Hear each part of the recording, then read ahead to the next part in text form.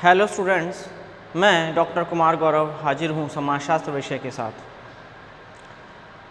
मैंने अपने पिछले वीडियो में आपको सामाजिक अनुसंधान के बारे में संक्षेप में बताया था कि सामाजिक अनुसंधान की क्या परिभाषा है, क्या अर्थ होता है। आज हम बात करेंगे सामाजिक अनुसंधान के उद्देश्यों के बारे में। सामाजिक अनुसंधान के उद्देश्यों को हम दो भागों में बांट सकते हैं। पहला सैद्धांतिक उद्देश्य और दूसरा व्यावहारिक या उपयोगितावादी उद्देश्य। तो सबसे पहले हम बात करेंगे सैद्धांतिक उद्देश्यों की। सैद्धांतिक उद्देश्यों को हम चार भागों में बांट सकते हैं। सबसे पहले हम बात करेंगे सामाजिक तथ्यों की जानकारी। सबसे पहले तथ्य शब्द को समझना चाहिए कि तथ्य शब्द क्या है। तथ्य शब्द समाज से संबंधित जो भी हमें सत्य बातें पता चलती हैं या जो आंकड़े हमें मिलते हैं उनको हम तथ्य कह सकते हैं। यानी कि वो जो सारी बातें जो हमें पता चलती हैं वे तथ्य कहलाते हैं। संक्षेप में हमें तथ्यों के बारे में इतना ही समझना पर्याप्त है। तो सबसे पहले अनुसंधान के द्वारा हम किसी भी सामाजिक घटना के बारे में या उसके तथ्यों की जो जानकारी है वो हमें सामाजिक अनुसंधान के द्वारा प्राप्त होती है कि वास्तव में तथ्य क्या है। जैसे हम बाल अपराध या अपराध की बात करें कि बाल अपराध या अपराध गंदी बस्तियों या निर्धन परिवारों या श्रमिकों से जुड़े होते हैं। तो क्या यह बात सच है या झूठ है? तो ये जो सब बातें हैं ये हमें अनुसंधान के द्वारा पता चलती हैं कि जो अपराध हैं वो झुग्गी झोपड़ियों के लोगों से जुड़ा हुआ है या बड़े लोगों से जुड़ा हुआ है। इसके दूसरे उद्देश्य के बारे में बात हम करेंगे तो दूसरा उद्देश्य सामाजिक घटनाओं के प्रकारात्मक संबंधों की जानकारी। जैसा कि उदाहरण के रूप में मैंने अभी आपको अपराध या बाल अपराध की एक घटना के बारे में बताया। मान लीजिए हम अपराध की बात करते हैं, बाल अपराध की बात कर रहे हैं फ़िलहाल।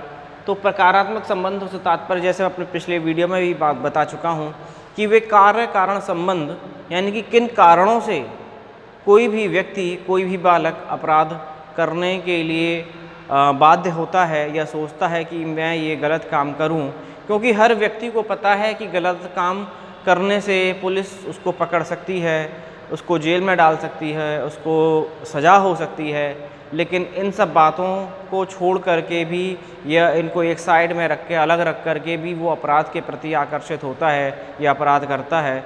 तो कुछ ना कुछ विशेष कारण रहता है उसके मस्तिष्क में जिसकी वजह से वो पुलिस या कानून के भय को नहीं मान करके बल्कि अपराध करने के लिए अपने को तैयार करता है। तो वो प्रकारात्मक संबंध जिसकी वजह से कोई भी व्यक्ति कोई काम करता है, वो काम अच्छा भी हो सकता है, बुरा भी हो सकता है। वो क्या संबंध है, उन संबंधों की जानकारी हम अनुसंधान के द्वारा कर सकते हैं। तीसरा उद्देश्य है सामाजिक जीवन के नियमों की खोज। जैसा कि आप सबको पता है कि जो हमारा समाज है वो वास्तविक इस जो वर्तमान स्थिति है वो उसमें नहीं था, बल्कि पहले हमारा जो जीवन था वो जंगलों से शुरू हुआ। आदिवासियों की तरह हम लोगों का जीवन था। संभवतः जानवरों का आखेट करके या उनका शिकार करके ही हमारा भरण पोषण होता था। लेकिन धीरे धीरे जैसे जैसे शिक्षा का, संस्कृति का प्रचार प्रसार हुआ, जैसे जैसे हम लोगों ने अपने जीवन को सुधारा, वैसे वैसे हमारे समाज में परिवर्तन होने लगा। तो जो सामाजिक जीवन के कुछ नियमों का सृजन कहें या संपादन कहें, वो सामाजिक अनुसंधान के द्वारा किया गया। लोग जो बुद्धिजीवी वर्ग थे, जो बड़े बूढ़े समाज के लोग थे, किसी भी जाति के, किसी भी धर्म के, उन्होंने इस बात पे विचार किया कि वे क्या नियम बनाए जाएं, क्या हम समाज में अपने लोगों को कहें कि जिससे कि उनका जीवन स्तर सुधर जाए, अच्छा हो जाए और जो परेशानियां हैं उनसे उनको कम परेशानियां आएँ। इस तरीके से हम अनुसंधान के द्वारा सामाजिक जीवन के नियमों की भी खोज कर सकते हैं। चौथा उद्देश्य है नवीन अवधारणाओं और सिद्धांतों का विकास। अपने पिछले वीडियो में भी मैं बता चुका हूँ कि सामाजिक अनुसंधान के द्वारा हम नवीन अवधारणाओं और सिद्धांतों का विकास करते हैं। अर्थात समाज सदैव परिवर्तनशील रहा है। जो पहले समाज था वो आज नहीं है और आगे भी नहीं रहेगा। उसमें लोगों की रीति रिवाज से लेके, लोगों के जीवन स्तर से लेके, शिक्षा व्यवस्था से लेके, चिकित्सा व्यवस्था से लेके, लोगों के जो परिवार की जो संरचना है उसको लेकर के वो सदैव बदलती रही है। प्राचीन काल में या कुछ समय पहले तक समाज में संयुक्त परिवार का बोलबाला था। संयुक्त परिवार से तात्पर्य एक पिता है, उसके भी भाई बहन हो सकते हैं, उनके 4 पुत्र, उनके बहुएं, उनके बच्चे, वे सब लोग इकट्ठे होकर के रहते थे और इस तरीके से हमारे एक परिवार की व्यवस्था थी।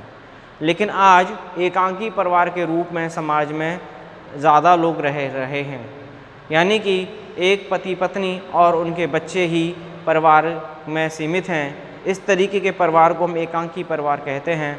तो हम ये कह सकते हैं कि जैसे जैसे समाज आगे बढ़ रहा है उसमें परिवार के भी संरचना में भी परिवर्तन होता रहा है और हो रहा है, और परिवार अलग अलग एकांकी परिवार के रूप में बढ़ता जा रहा है। तो जो नवीन अवधारणाएं हैं या नए सिद्धांत हैं, वो चाहे परिवार को लेकर के हों, चाहे समाज को लेकर के हों या सामाजिक घटनाओं के बारे में हों, क्योंकि जैसे जैसे समाज आज आगे बढ़ रहा है, समाज में जटिलताएं भी बढ़ती जा रही हैं। जो पहले सरल समाज था वो आज बहुत जटिल समाज हो गया है। पहले तकनीकी का इतना उपयोग समाज में नहीं होता था, आज तकनीकी का भरपूर प्रयोग समाज में हो रहा है। तो तकनीकी या जीवन के अन्य पहलुओं को देखते हुए समाज में, व्यक्ति में, परिवार में निरंतर बदलाव हो रहा है। नई नई चीज़ें सामने आ रही हैं, नई नई घटनाएं आ रही हैं, नई नई समस्याएं आ रही हैं। उन सबको जो समझने के लिए प्रयास हम करते हैं वो अनुसंधान के द्वारा हम करते हैं, और अनुसंधान के द्वारा उन बातों का पता भी लगाते हैं और नए सिद्धांतों का विकास भी करते हैं। जो उसका दूसरा उद्देश्य है वो है व्यावहारिक या उपयोगितावादी उद्देश्य, यानी कि प्रैक्टिकल रूप से हमें अनुसंधान किन बातों में सहायता प्रदान करता है, या जो हमें दिखता है कि अनुसंधान के द्वारा हम इस तरीके से उसका उपयोग कर सकते हैं। तो जो सबसे पहला जो उसका उद्देश्य है वो है सामाजिक समस्याओं के हल में सहायता। जैसा कि अभी मैं बात कर रहा था सामाजिक समस्याओं की, उसमें अपराध से लेके, किसानों की आत्महत्या से लेके, रीति रिवाजों से लेके बहुत सारी बातें हैं जिसमें कि बहुत सारी समस्या उत्पन्न हो जाती हैं समाज में। अपराध अपने आप में एक समस्या है, लेकिन ऐसा नहीं है कि अपराध ही समस्या है। अगर कोई किसान किसी गरीबी के कारण अपनी आत्महत्या कर रहा है या अपने परिवार समेत आत्महत्या कर रहा है तो समझिए कितनी बड़ी समस्या है। क्या हमें उसकी समस्या को नहीं सोचना चाहिए या नहीं समझना चाहिए? तो कैसे समझेंगे? अनुसंधान के द्वारा ही हम इस बात को समझ सकते हैं। इसके अलावा भी जो रीति रिवाज हैं उसमें लोग गांव से शहर में जाते जा रहे हैं, नगरीकरण होता जा रहा है, गांव के जो परिवार हैं वो शहर में बसते जा रहे हैं, उससे भी नई नई समस्याएं उत्पन्न हो रही हैं। शहरों का जो आकार है वो बढ़ता जा रहा है।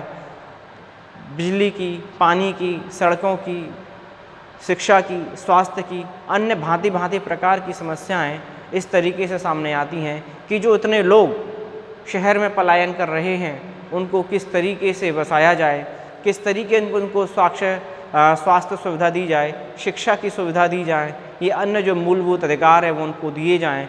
तो ये भी एक अपने आप में एक समस्या है।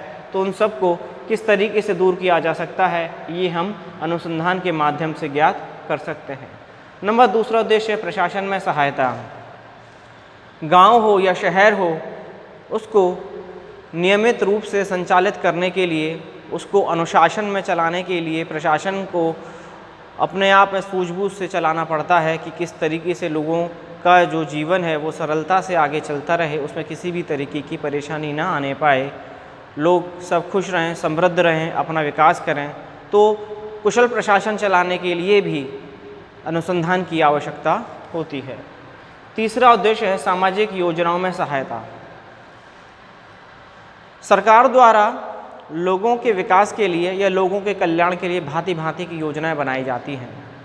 जैसे कि मान लीजिए कि कितने गरीब लोग हैं, उनको अभी मान लीजिए प्रधानमंत्री की अन्य कल्याण योजना चल रही है कि जिसके अंतर्गत 5 किलो राशन दिया जा रहा है।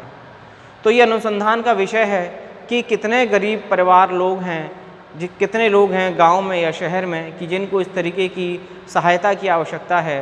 ये उस 5 किलो में क्या क्या राशन दिया जाना है या किस तरीके से दिया जाना है, क्या 5 किलो राशन में उस परिवार की पूर्ति हो सकती है, ये सब अनुसंधान का विषय है।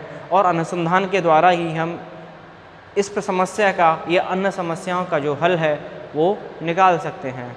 वो चाहे श्रमिकों की आत्महत्या ही क्यों ना हो, वो चाहे शिक्षा व्यवस्था ही क्यों ना हो, स्वास्थ्य व्यवस्था ही क्यों ना हो, यदि लोगों को स्वास्थ्य व्यवस्था सही तरीके से नहीं मिल रही है तो हम अनुसंधान के द्वारा पता लगा सकते हैं कि कितने लोग स्वास्थ्य सुविधाओं से वंचित हैं, कितने लोग शिक्षा सुविधा से वंचित हैं, कितने लोगों को स्कूल नहीं मिल पा रहा है, कितने लोगों को कॉलेज नहीं मिल पा रहा है, इत्यादि इत्यादि। जो चौथी उद्देश्य है सामाजिक अनुसंधान का, वो है सामाजिक घटनाओं पर नियंत्रण। समाज में निरंतर कोई ना कोई घटना घटित होती ही रहती है, वो चाहे सरकारी योजनाओं के कारण हो या व्यक्तिगत कारण हो या किसी और के कारण से हो, सामाजिक घटनाएं होती ही हैं। मान लीजिए कि अभी त्यौहार का समय है, त्यौहार के समय के कारण जो बस है वो कम कर दी गई और उस कम करने के कारण वहाँ उस बस में अत्यधिक भीड़ चढ़ गई और उसके कारण मान लीजिए कुछ बच्चे या महिलाएं दब गईं और वो घायल हो गईं। तो ये घटना इस तरीके से मान लीजिए कहीं भी किसी भी गांव में घटित हुई, तो उस घटना को समझने के लिए कि वो घटना क्यों हुई, कैसे हुई, कब हुई, क्या उसके कारण रहे, तो उसको समझने के लिए भी हमें अनुसंधान की आवश्यकता पड़ती है कि अनुसंधान के द्वारा हम इस बात को समझ सकते हैं कि ये जो घटना हुई जिसमें कुछ महिलाएं या कुछ बच्चे घायल हो गए वो क्यों हुई, और उसको दूर करने के लिए भी हम क्या कर सकते हैं कि क्या त्यौहार पे हमें अधिक बसों को लगाना चाहिए या बसों को कम करना चाहिए। तो इस जो प्रश्न का उत्तर है वो हमें अनुसंधान के द्वारा ही ज्ञात होता है। जो चौथा उद्देश्य है वो है सफल विकल्पों की खोज में सहायता, यानी कि एक समस्या के समाधान के लिए बहुत सारे विकल्प हो सकते हैं। बस जैसे कि अभी मैंने उदाहरण लिया कि त्यौहार पे अधिक लोगों के कारण बस में महिलाओं का या बच्चों का दब जाना। मान लीजिए इस घटना के समाधान के लिए हमने अनुसंधान का सहारा लिया, अनुसंधान के द्वारा पता लगाने का प्रयास किया कि इस समस्या का क्या हल हो सकता है, तो हम पाएंगे कि यदि अगर हम बयाना की बात करें तो यहाँ से मान लीजिए कि जयपुर जाने वाली या भरतपुर जाने वाली जो बसें हैं उनकी संख्या में अगर वृद्धि कर दी जाए तो इस समस्या का समाधान किया जा सकता है। तो ऐसे ही जो अन्य विकल्प हैं उन विकल्पों पर भी विचार करके कि किस विकल्प के माध्यम से हम धन बचा सकते हैं, लोगों का समय बचा सकते हैं, उनको अधिक सुविधाएं दे सकते हैं, उन सब बातों को ध्यान में रखते हुए हम इस निर्णय पे पहुंचते हैं कि वास्तव में क्या सही कदम उठाना चाहिए और क्या सही विकल्प है जिससे कि इस समस्या का सही समाधान हो सके। तो सामाजिक अनुसंधान के द्वारा ही हम इन सब बातों को समझ सकते हैं। इसके उद्देश्यों को मैंने दोनों जो सैद्धांतिक और व्यावहारिक उद्देश्य हैं दोनों को मैं आपको बता चुका हूँ। इसी के साथ मैं अपना ये वीडियो समाप्त कर रहा हूँ। धन्यवाद।